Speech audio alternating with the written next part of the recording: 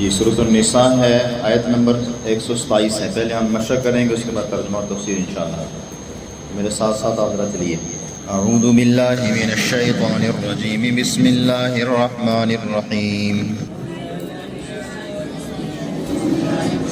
وَيَسْتَفْتُونَكَ فِي النِّسَاءِ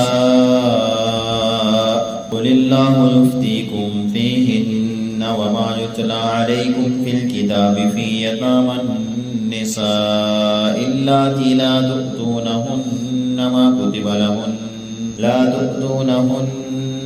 كُتِبَ لَهُنَّ وَتَرْغَبُونَ أَن تَنكِحُوهُنَّ وَالْمُسْتَضْعَفِينَ مِنَ الْوِلْدَانِ وَأَن تَقُومُوا لِلْيَتَامَى بِالْقِسْطِ وَمَا تَفْعَلُوا مِنْ خَيْرٍ فَإِنَّ اللَّهَ كَانَ بِهِ عَلِيمًا. پڑھیے اس کو. آیتوں مبارکہ میں کی جانے والی غلطیاں. وَيَسْتَفْتُونَكَ، بعض لوگ پڑھتے ہیں وَيَسْتَفْتُونَكَ فِي النِّسَاءِ، لکا نہیں کرنا، کاف کو الف نہیں بنانا، سین کی سیٹھی اور کاف کے اوپر صرف زبر. وَيَسْتَفْتُونَكَ فِي النِّسَاء، نساء کی مات بڑی کھینچنی ہے. فِي النِّسَاء یہاں تک کم از کم کھینچنی ہے، ٹھیک ہے. وَيَسْتَفْتُونَكَ فِي النِّسَاء قُلِ اللَّهُ يُفْتِيكُمْ، قُلِ اللَّهُ کا موٹا زلہ بری، قُلِ اللَّهُ يُفْتِيكُمْ فِيهِنَّ، یا غنہ ہے پیچھے، فِي النِّسَاء پہ بھی غنہ ہے. توجہ سے بیٹھو، یہ توجہ سے اس کو توجہ دلائیں. وَمَا يُتْلَى عَلَيْكُمْ فِي الْكِتَابِ فِي يَتَامَى النِّسَاءِ اللَّاتِي، یہاں غلطی کرتے ہیں لوگ، نساء اللَّاتِی پڑھتے ہیں. نساء اللَّاتِی نہیں ہے، پورے الف کی مقدار کو کھینچ کے پڑھنا ہے. اس کو دیکھو بھی کیا مسئلہ ہے. فی یتامى النساء اللاتي لا تؤتونہن، یہاں پہ بھی غلطی کی جاتی ہے، تؤتونہن. کیا غلطی ہے؟ تؤتونہن. تؤتونہن نہیں ہے، لا تؤتونہن ما کتب لہن وترغبون ان تنکحوہن والمستضعفین من الولدان وان تقوموا، قاف موٹا، تقوموا للیتامى بالقسط.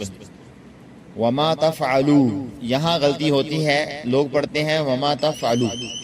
وما تفعلوا نہیں ہے، لام واو پیش لو ہے. وما تفعلوا من خیر فإن اللہ کان بہ علیما. دو چار پنکھے بند کرو، چل جائے گا. تو ذرا دوبارہ اس کو ہم دہراتے ہیں. وَيَسْتَفْتُونَكَ فِي النِّسَاءِ قُلِ اللَّهُ يُفْتِيكُمْ فِيهِنَّ وَمَا يُتْلَى عَلَيْكُمْ فِي الْكِتَابِ فِي يَتَامَى النِّسَاءِ اللَّاتِي لَا تُؤْتُونَهُنَّ مَا كُتِبَ لَهُنَّ وَتَرْغَبُونَ أَن تَنكِحُوهُنَّ وَالْمُسْتَضْعَفِينَ مِنَ الْوِلْدَانِ وَأَن تَقُومُوا لِلْيَتَامَى بِالْقِسْطِ وَمَا تَفْعَلُوا مِنْ خَيْرٍ فَإِنَّ اللَّهَ كَانَ بِهِ عَلِيمًا. ممکنہ غلطی یہاں پہ بھی لوگ کرتے ہیں، کانا بِہِ کو بِہِ پڑھ دیتے ہیں، بِہِ علیما، بِہِ کو کھینچنا ہے، بِہِ علیما. ذرا دوبارہ پڑھیے. ترجمے کی طرف چلتے ہیں. وَيَسْتَفْتُونَكَ، فتویٰ طلب کرتے ہیں آپ سے وہ، فی النساء عورتوں کے بارے میں، وہ آپ سے اور وہ آپ سے عورتوں کے بارے میں فتویٰ طلب کرتے ہیں، اور وہ آپ سے عورتوں کے بارے میں فتویٰ طلب کرتے ہیں، پوچھتے ہیں. قُلِ اللَّهُ يُفْتِيكُمْ، آپ فرما دیجئے کہ اللہ تمہیں ان کے بارے میں فتویٰ دیتا ہے. فیہن، ان کے بارے میں، یفتیکم تمہیں فتویٰ دیتا ہے. وما یتلا، تلاوت کیا جاتا ہے جو، علیکم تم پر، فی الکتاب کتاب میں، اور جو کتاب میں تم پر تلاوت کیا جاتا ہے. فی یتامى النساء اللاتی، ان یتیم عورتوں کے بارے میں جن کو تم لا تؤتونہن، وہ حق نہیں دیتے، ما کتب لہن، جو ان کے لیے مقرر کیا گیا ہے. یہاں تک دوبارہ باب محاورہ ترجمہ دیکھیے. اور وہ آپ سے عورتوں کے بارے میں فتویٰ طلب کرتے ہیں، آپ فرما دیجئے کہ اللہ تمہیں ان کے بارے میں فتویٰ دیتا ہے، اور جو کتاب میں تم پر تلاوت کیا جاتا ہے ان یتیم عورتوں کے بارے میں جن کو تم وہ حق نہیں دیتے جو ان کے لیے مقرر کیا گیا ہے. وَتَرْغَبُونَ، اور تم رغبت رکھتے ہو، أَن تَنكِحُوهُنَّ، کہ ان سے نکاح کرو. وَالْمُسْتَضْعَفِينَ مِنَ الْوِلْدَانِ، اور ضعیف بچوں کے بارے میں بھی ان پر ان آیات کی تلاوت کی جاتی ہے. یتیم بچوں کے بارے میں بھی تم پر ان آیات کی تلاوت کی جاتی ہے. وَأَن تَقُومُوا لِلْيَتَامَىٰ بِالْقِسْطِ، یہاں پہ ممکنہ غلطی لوگ کرتے ہیں، تقومو پڑھتے ہیں، تقومو. ان تقوموا لليتامى بالقسط، کھینچ کے تقومو. وَأَن تَقُومُوا لِلْيَتَامَىٰ بِالْقِسْطِ، اور یہ کہ تم یتیموں کے حق میں انصاف کے ساتھ قائم رہو. وَمَا تَفْعَلُوا مِنْ خَيْرٍ، اور جو کوئی خیر کا کام کرو گے، فَإِنَّ اللَّهَ كَانَ بِهِ عَلِيمًا، سو اللہ تعالیٰ اس کا جاننے والا ہے. ایک دفعہ میں پھر ترجمہ کر رہا ہوں. وَيَسْتَفْتُونَكَ فِي النِّسَاءِ، وہ آپ سے عورتوں کے بارے میں فتویٰ طلب کرتے ہیں. قُلِ اللَّهُ يُفْتِيكُمْ فِيهِنَّ، آپ فرما دیجئے اللہ تم ان کے بارے میں فتویٰ دیتے ہیں. وَمَا يُتْلَىٰ عَلَيْكُمْ فِي الْكِتَابِ فِي يَتَامَى النِّسَاءِ اللَّاتِي، اور جو کتاب میں تم پر تلاوت کیا جاتا ہے ان یتیم عورتوں کے بارے میں جن کو تم وہ حق نہیں دیتے ہو. مَا كُتِبَ لَهُنَّ، جو ان کے لیے مقرر کیا گیا ہے. تَرْغَبُونَ أَن تَنكِحُوهُنَّ، اور تم رغبت رکھتے ہو ان سے نکاح، یہ کہ ان سے نکاح کرو. والمستضعفین من الولدان، اور ضعیف بچوں کے بارے میں بھی تم پر آیات تلاوت کی جاتی ہیں. وان تقوموا لليتامى بالقسط، اور یہ کہ تم یتیموں کے حق میں انصاف کے ساتھ قائم رہو. وما تفعلوا من خیر فإن اللہ کان به علیما، اور جو کہ خیر کا کام کرو گے سو اللہ اس کو جاننے والا ہے. تو اس کی جو ہے آیت کی تفسیر کیا ہے؟ مفسرین فرماتے ہیں کہ حضرت عائشہ رضی اللہ تعالیٰ عنہ سے یہ روایت مروی ہے. بخاری شریف میں یہ روایت موجود ہے، آپ وہاں جا کے دیکھ سکتے ہیں. دوسری جو جلد ہے بخاری شریف کی، کہ فرمایا کہ کسی کے پاس کوئی یتیم بچی ہوتی تھی تو اس کا وہ ولی بھی ہوتا تھا اور شریک میراث بھی، کیونکہ اس یتیم بچی کو اور اس کے ولی کو کسی وفات پانے والے سے میراث ملی. اب یہ ولی نہ تو اسے اپنے نکاح میں لیتا تھا نہ کسی دوسرے مرد سے اس کا نکاح کرتا تھا، کیونکہ یہ ڈر تھا کہ وہ دوسرے سے نکاح کر دوں گا تو وہاں کے زوجیت اس کا مال لے جائے گا، یعنی اس کا مال تقسیم ہو جائے گا، جو میں ہڑپ کرنا چاہتا ہوں لینا چاہتا ہوں مجھے نہیں ملے گا. وہ اس کا خامن جو ہے نا وہ اس کے مال کا وراثت کا حقدار بن جائے گا. لہذا یتیم بچی کو تنگ کرتا تھا، نہ آگے نکاح کرنے دیتا تھا اور نہ ہی جو ہے وہ اس کے جو حقوق تھے وہ اس کو ادا کرنے دیتا کہ وہ دوسرے مرد سے نکاح کرے. چاہیے تو یہ تھا کہ خود آگے نکاح کرواتا، لیکن خود بھی نہیں کرواتا اور یہ بھی ڈر رکھتا ہے کہ اگر میں نکاح کرواؤں گا تو یہ مال جو ہے نا وہ اس کا شوہر لے جائے گا. تو یتیم بچوں کے ساتھ یہ ناروا سلوک زمانہ جاہلیت میں لوگ برتا کرتے تھے. تو اس پر یہ آیت مبارکہ نازل ہوئی اور آیت مبارکہ میں یہ بات بتا دی گئی کہ بھئی جو عورتوں کے بارے میں یا بچوں کے بارے میں یا اللہ تعالیٰ نے جن کے حقوق متعین کیے ہیں وراثت کے، وہ تو مل کے رہیں گے لیکن اس کے علاوہ جو ان کے حقوق ہیں آپ ان میں رکاوٹ نہیں ڈالو، اس کے علاوہ کے حقوق بھی ان کے ادا کرو. اسی طریقے سے بعض مفسرین فرماتے ہیں کہ جابر رضی اللہ عنہ کی ایک چچا داد بہن تھی، اس کا مال تھا جو اسے اپنے باپ کی میراث میں ملا تھا.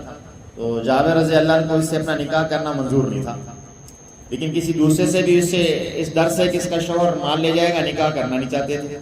حضور علیہ السلام کی خدمت میں یہ سوال پیش کیا گیا کہ بھئی یہ صورتحال ہے. تو اس پر پھر یہ آیت نازل ہوئی. تو اللہ تعالیٰ نے فرمایا کہ وہ آپ سے فتویٰ طلب کرتے ہیں، پوچھتے ہیں. بھی سمجھ آیا یہ کیا فتویٰ طلب کرتے ہیں؟ یعنی اس بچی اور یتیم بچی کے بارے میں اور اس عورتوں کے بارے میں وہ آپ سے پوچھتے ہیں کہ اس طرح جو کہ صورتحال ہے کہ وہ نکاح کرتے بھی نہیں اور آگے جو ہے نا اس کو کرنے بھی نہیں دیتے، صرف اس ڈر سے کہ اس کی وراثت آگے تقسیم نہ ہو جائے، وہ کوئی اور حقدار نہ بن جائے. اب چونکہ اس وقت اسلام کا نزول ہو رہا تھا، اسلامی احکامات نازل ہو رہے تھے، تو صحابہ کرام کو یا اس وقت کے مسلمانوں کو اسے جانکاری نہیں تھی. لیکن جب جانکاری ہوگی تو پھر وہ اپنی جان تو لٹا دیتے تھے لیکن شرعی مسئلے سے پیچھے عمل کرنے سے ہٹتے نہیں تھی. تو اب فرمایا کہ وہ آپ سے فتویٰ طلب کرتے ہیں. اللہ جل شانہ ان کو فتویٰ دیتا ہے اور اس سے پہلے جو قرآن میں آیات نازل ہوئی ہیں وہ بھی ان کو فتویٰ دے رہی ہیں جو ان پر تلاوت کی جاتی ہیں. یہ فتویٰ یتیم عورتوں کے بارے میں کہ جس کو تم ان کا مقررہ حق نہیں دیتے، یعنی میراث میں جو مال انہیں ملے وہ دینا نہیں چاہتے اور تم ان سے نکاح کرنے سے بھی رغبت ہو، نکاح بھی نہیں کرنا چاہتے ہو، تو اس طرح ان بچیوں کو، ان لڑکیوں کو، ان عورتوں کو تکلیف ہوتی ہے. ایسی صورت اختیار نہ کرو جس سے ان کو تکلیف ہو. اسی طرح ضعیف بچوں کے بارے میں بھی تمہارے اوپر آیات تلاوت کی جا رہی ہیں، ان میں ان کے حقوق کی نگہداشت کی تعلیم دی گئی ہے. تو خلاصہ یہ ہے کہ یتیم لڑکیوں اور ضعیف بچوں کے بارے میں اللہ کی کتاب میں تمہارے لیے احکامات موجود ہے، تم ان پہ عمل کرو جن کو تم آپس میں پڑھتے اور سنتے رہتے ہو. اس آیت میں جن کا حوالہ دے دیا گیا، سمجھ آ رہی کہ والمستضعفین من الولدان وان تقوموا للیتامی بالقسط۔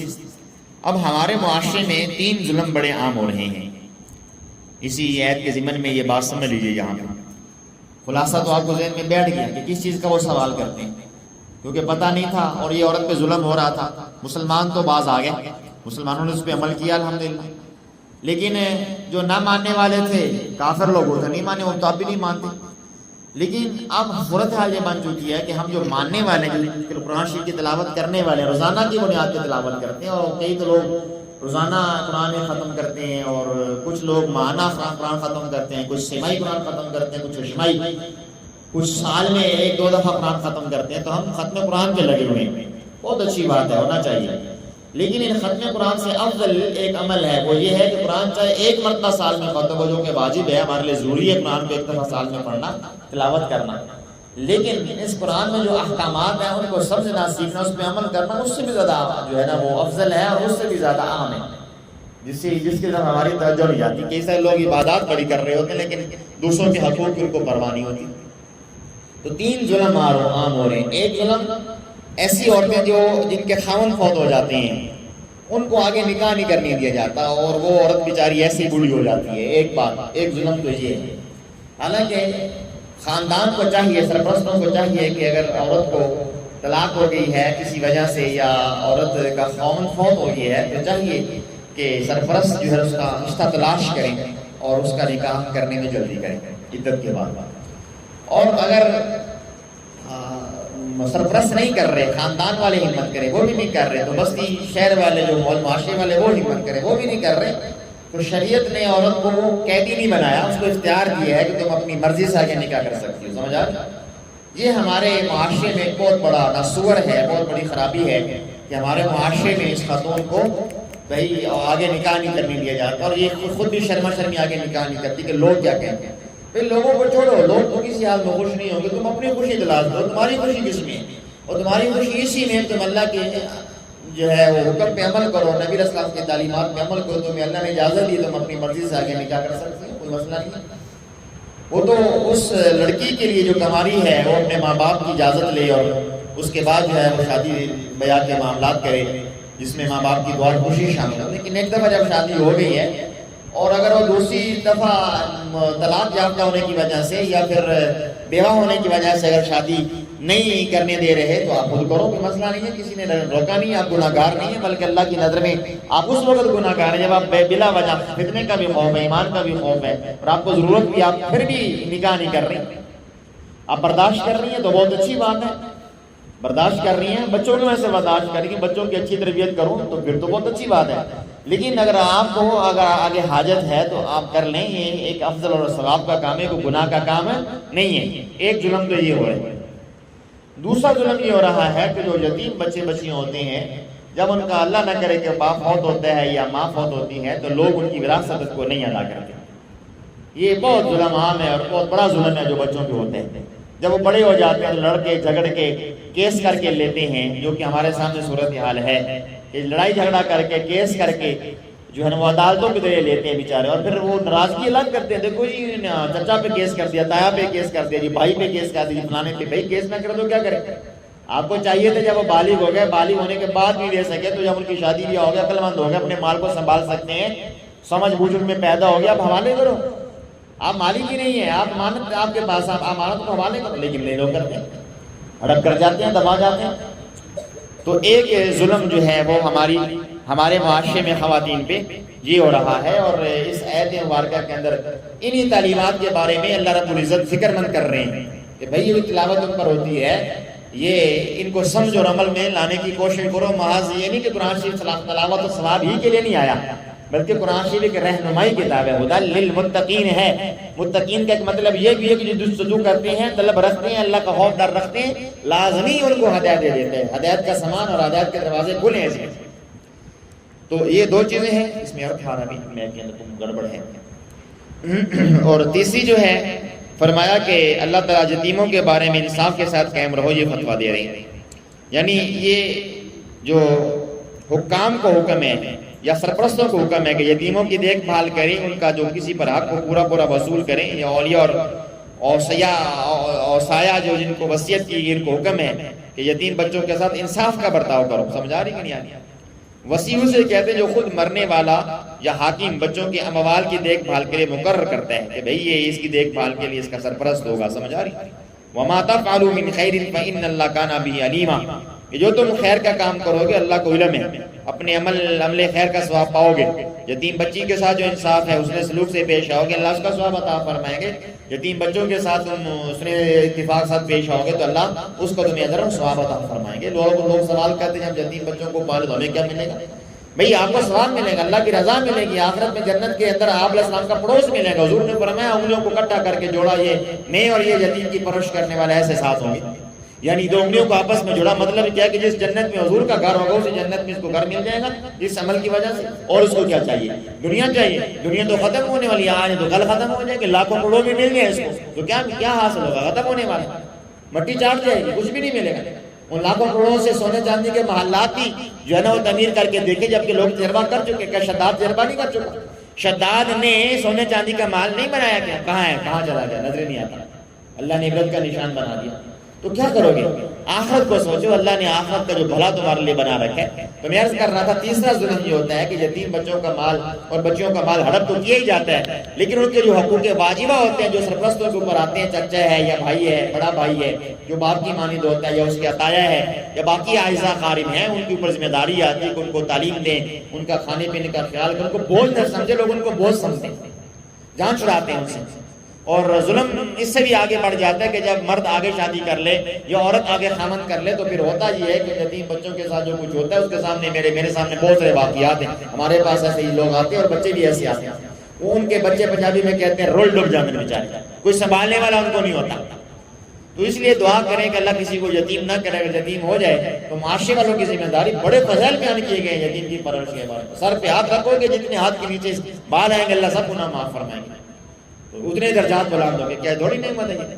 تو یہ تین ظلم ہمارے معاشرے میں ہو رہے ہیں. اللہ تعالیٰ یہ معاشرتی جو خامیاں ہمارے اندر پائی جا رہی ہیں ہمیں ان کی اصلاح کرنے کی توفیق عطا فرمائے، اور قرآن شریف کی جو ہے آیات میں جو کچھ ہمیں بتایا جا رہا ہے اس میں عمل کرنے کی توفیق عطا فرمائے. اب دوبارہ آپ سنیے گا تو اب انشاءاللہ آپ کو مزہ آئے گا کہ قرآن پڑھنے کا. ذرا اوپر توجہ کریے، الفاظ کو دیکھیں تو اور یہ سارا مفہوم ذہن میں رکھیں. وَيَسْتَفْتُونَكَ فِي النِّسَاءِ قُلِ اللَّهُ يُفْتِيكُمْ فِيهِنَّ وَمَا يُتْلَى عَلَيْكُمْ فِي الْكِتَابِ. اور وہ آپ سے عورتوں کے بارے میں فتویٰ طلب کرتے ہیں. آپ فرما دیجئے کہ اللہ تعالیٰ تمہیں ان کے بارے میں فتویٰ دیتا ہے جو کتاب میں تم پر تلاوت کیا جاتا ہے. ٹھیک ہے. فِي يَتَامَى النِّسَاءِ اللَّاتِي لَا تُؤْتُونَهُنَّ مَا كُتِبَ لَهُنَّ وَتَرْغَبُونَ أَن تَنكِحُوهُنَّ وَالْمُسْتَضْعَفِينَ مِنَ الْوِلْدَانِ. ان یتیم عورتوں کے بارے میں جن کو تم وہ حق نہیں دیتے ہو جو ان کے لیے مقرر کیا ہے، یعنی ان کی وراثت ان کو تم نہیں دیتے ہو، اور تم رغبت رکھتے ہو کہ ان سے نکاح کرو. اور ضعیف بچوں کے بارے میں بھی تم پر آیات تلاوت کی جاتی ہیں. اور یہ کہ کہ تم یتیموں کے حق میں انصاف کے ساتھ قائم رہو، یعنی ان کا حق ان کو دے دو. اور اگر تمہیں خرچ کرنا پڑ رہا ہے تو معروف طریقے سے خرچ بھی کر سکتے، لیکن ان کی پرورش اچھی کرو. وَمَا تَفْعَلُوا مِنْ خَيْرٍ فَإِنَّ اللَّهَ كَانَ بِهِ عَلِيمًا. اور جو کوئی خیر کا کام کرو گے سو اللہ تعالیٰ اس کا جاننے والا ہے، یعنی اللہ اس کو اجر دینے والا ہے. اس کو اللہ محروم نہیں رکھیں گے. یہ نہیں کہ ایک بندہ کسی یتیم بچے اور بچی کی پرورش کرے اور اللہ تعالیٰ اس کو محروم فرما دے، ایسا نہیں ہو سکتا. اللہ تعالیٰ بڑے قدردان ہیں. وآخر دعوانا الحمدللہ رب العالمین.